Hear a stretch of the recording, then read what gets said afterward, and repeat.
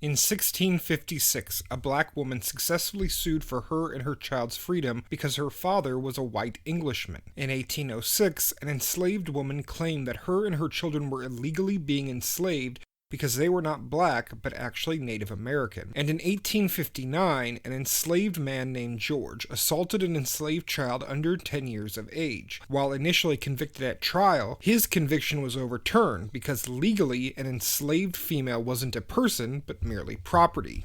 What do all these cases have in common?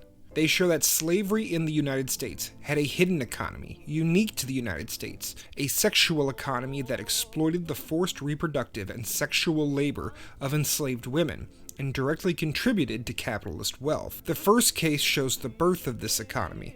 The latter two show how the law and markets extracted reproductive and sexual labor. Slavery in any country is a type of political economy. As Adrian Davis says, quote, "A political economy is characterized in some part by how wealth is defined, who owns it, and who creates it. Slave wealth is defined by the actual enslaved bodies and the value which can be extracted from them for the numerous purposes that enslavers were too lazy to do themselves." Of course, slavery has existed throughout human history since time immemorial. North American colonial slavery was part of the transatlantic slave trade. During its 400-year reign, between 12.1 and 12.8 million Africans were kidnapped to the Americas. Another 1.2 to 2.4 million kidnapped Africans did not survive the Middle Passage to the Americas, and died chained up underneath the decks of ships or thrown overboard into the ocean. The overwhelming majority of these kidnapped Africans were sent to the Caribbean and Brazil, with only about 9.7% of kidnapped Africans being sent to colonial and antebellum North America. However, despite having the lowest influx of new slaves from Africa, by 1825, 17 years after the United States formally prohibited the international slave trade, the United States had the largest slave population of any country in the Americas, with well over a third of the total. This is because, in the United States, sexual reproduction was essential for slavery's continued survival and political dominance, and reproduction of the enslaved population was thematized in explicitly economic terms.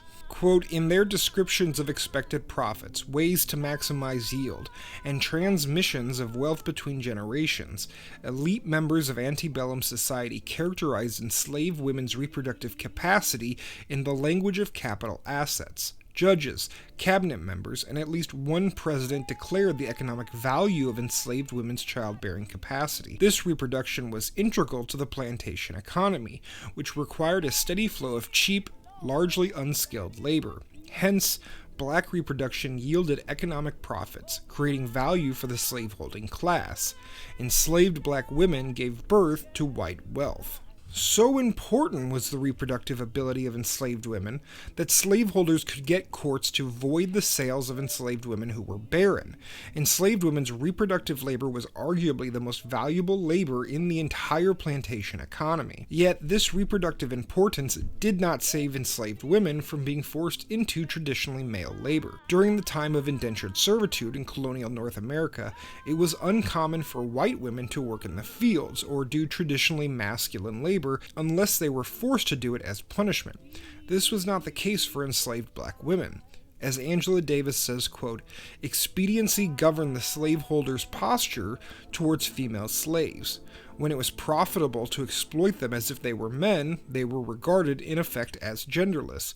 But when they could be exploited, punished, and repressed in ways suited only for women, they were locked into their exclusively female roles. Masculinity and femininity often mean fundamentally different things depending on your race." Before we look at how this sexual economy developed in colonial and antebellum North America, it's worth noting why we don't see this same economy developed in other slaveholding societies. Natural reproduction was incapable of sustaining the enslaved populations in Brazil and the Caribbean because of higher ratios of men to women, low fertility rates, and extreme mortality rates. The Arab slave trade, which was a major source of slaves for the transatlantic slave trade, could also not rely on natural reproduction for a number of reasons. 1. A fair proportion of male slaves were castrated and imported as eunuchs, and, in case you're unaware, this makes sexual reproduction very difficult.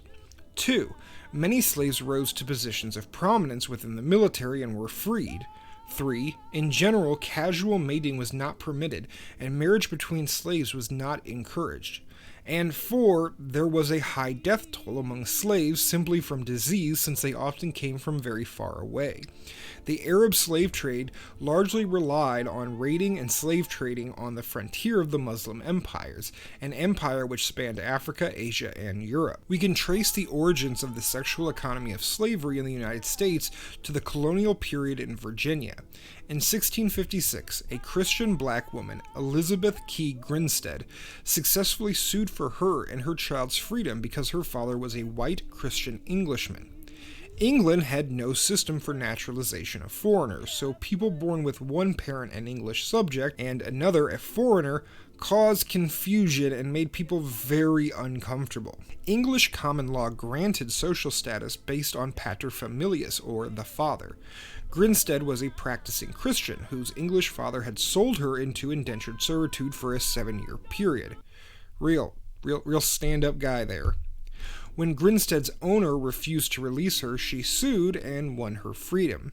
After this, and other such cases, in 1662, Virginia's House of Burgesses nipped that problem in the bud by passing a law stating that all children born in this country shall be held bond or free only according to the condition of the mother. The status of a child, i.e. their status as a white English subject or black foreigner, descended from their mother in what is called partus sequitur ventrum, i.e. that which is born follows the womb. If your mother was enslaved, then so were you. Partus sequitur ventrum existed for slaves and livestock during Roman times, but the English only applied it to livestock. Englishmen were expected to care for their bastard children. When Virginia legalized partus sequitur ventrum for enslaved people, it freed white Englishmen the burden of caring for their illegitimate children with enslaved black women. It also reduced black women to the status of livestock, mere beasts of burden, both useful in the field and in the sheets. The child of such a union, like the mother it came from, was the property of the slave owner, and, more importantly,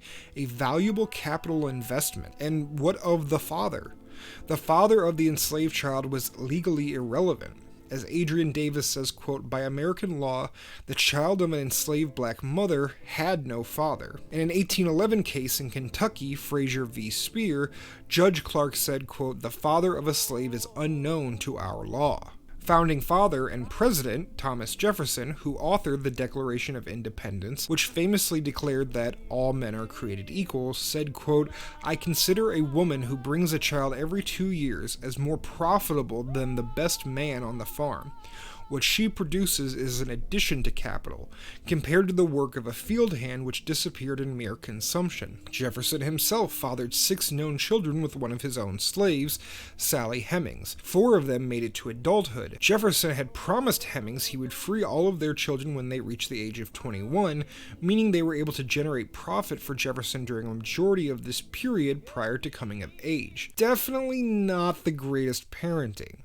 Interestingly, Jefferson did not list the father of any of his enslaved children with Hemings in the estate records, something he always did when enslaved newborns were born of his enslaved women. If a person was perceived as black, the onus was on them to prove that they weren't enslaved. However, if a person was white or a Native American, the onus was on the enslaver. We see this clearly in an 1806 freedom suit case in Virginia, Hudson v. Wrights. Jackie Wright, an enslaved woman owned by Holder Hudgens, claimed that her and her children were illegally being enslaved because they were not black, but actually Native American. Virginia had outlawed slavery of Native Americans in 1705. Wright traced her ancestry back to her great-grandmother, a woman referred to as Butterwood Nan. Witness testimony claimed Butterwood Nan was of Native ancestry, and Jackie Wright and her children did not look black. The case was ultimately decided in Wright's favor, freeing her and her children. The sexual economy of slavery included not just reproductive relations, but also sexual relations.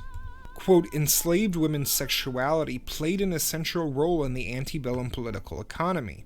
If the rule of partus sequitur ventrum reflected the Southern investment in enslaved women's reproductive capacity, then the law of rape reveals the interests, economic and political, in their sexuality.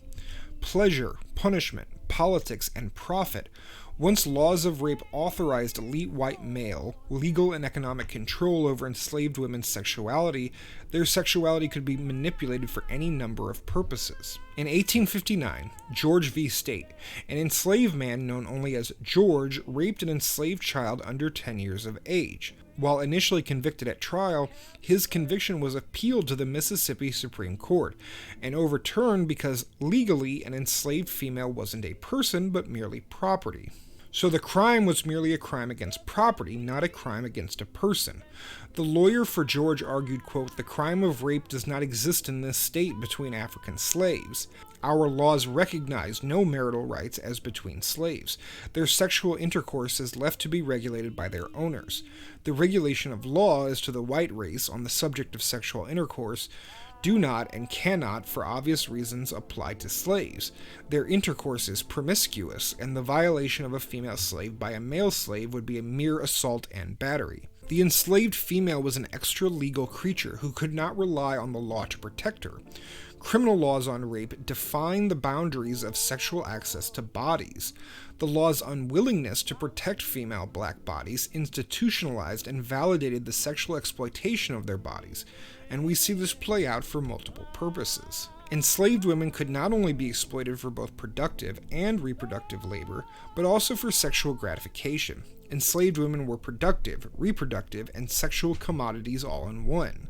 Enslaved women had no means to resist sexual advances against them, as they would likely be punished far worse for refusal. Often the best they could do was passive submission. The enslaver not only had economic and political authority over enslaved female bodies, but also sexual authority. Just as an enslaver might sell his slave's productive labor to others, he could hire her out for the sexual gratifications of others as well. Overseers, friends and relatives of the enslaver, and even favored enslaved males could be granted access to enslaved females for sexual gratification. At the same time, the constant threat of sexual terror was but another means by which the enslaver class maintained its power and control over the enslaved population. Forced sex reminded the enslaved woman of her powerlessness, of her master's ability to humiliate her. Angela Davis says, quote, "Rape was a weapon of domination, a weapon of repression, whose covert goal was to extinguish slave women's will to resist, and in the process, to demoralize their men." Humiliation and powerlessness were not just aimed at enslaved women, but men as well. Their inability to protect black women from such terror served equally to demoralize the entire black community and enforce their submission to the white race. Quote, "Law thus endorsed the use of sexual power as a mechanism of labor, racial, and gender control." Slavery in the United States was ended on December 18, 1865, when the 13th Amendment to the U.S. Constitution was ratified, but slavery's legacy continues to influence the United States, including the impact of slavery's sexual economy. As was said before, the father of the enslaved child was legally irrelevant. Under American law, the child of an enslaved black mother had no father. We can still see today how this policy influences racist stereotypes against black fathers. Since at least the 1960s, black fathers have been characterized as disproportionately absent from their children's lives. In 2013, the Center for Disease Control stated that 72% of black children were born to unmarried mothers. It is then implied that the fathers are entirely absent in their children's lives. But being unmarried and being uninvolved in a child's life is not the same thing. I'd also like to point out that during slavery there was no actual legal mechanism for enslaved people to get married. Journalist Josh Leves, in his book All In, points out how 2.5 million of 4.2 million black fathers, or about 59.5%, live with their children. Embedded in the trope of black fatherlessness is a number of false presuppositions. Black fathers are flawed, lack honor and fidelity, pathologically prone to desertion, and therefore responsible for black community dysfunction. Charles Bow, writing for the New York Times, says, quote, "It has always seemed to me that embedded in the 'if only black men would marry the women they have babies with' rhetoric was a more insidious suggestion that there is something fundamental and intrinsic about black men that is flawed, that black fathers are pathologically prone to desertion of their offspring, and therefore largely responsible for black community dysfunction. There is an astounding amount of mythology loaded into this stereotype, one that echoes a history of efforts to rob black masculinity of honor and fidelity. With the discovery of DNA and genetic ancestry testing, we see just how much the sexual economy of slavery affected modern-day descendants of slavery. This is from a New York Times article. Quote, the historical record shows that 60% of all enslaved people who were brought to the Americas were men, but the genetic record shows that it was mostly enslaved women who contributed to the present-day gene pool. The 23andMe project found this general pattern, but also uncovered a startling difference in the experience of men and women between regions in the Americas. The scientists calculated that enslaved women in the United States contributed 1.5 times more to the modern-day gene pool of people of African descent than enslaved men. What's more, in the United States, European men contributed 3 times more to the modern-day gene pool of people of African descent than European women did. If you'd like to learn more about slavery in the United States, I've left some citations and other videos in the description. Thank you for watching. Please like, subscribe, hit bells, leave your comments and thoughts, stalk me on social media, become a paid supporter on YouTube or Patreon, or however else your precious attention self-identifies. I'll see you the next time you make a wrong turn in one of my strange corners of thought. Bye.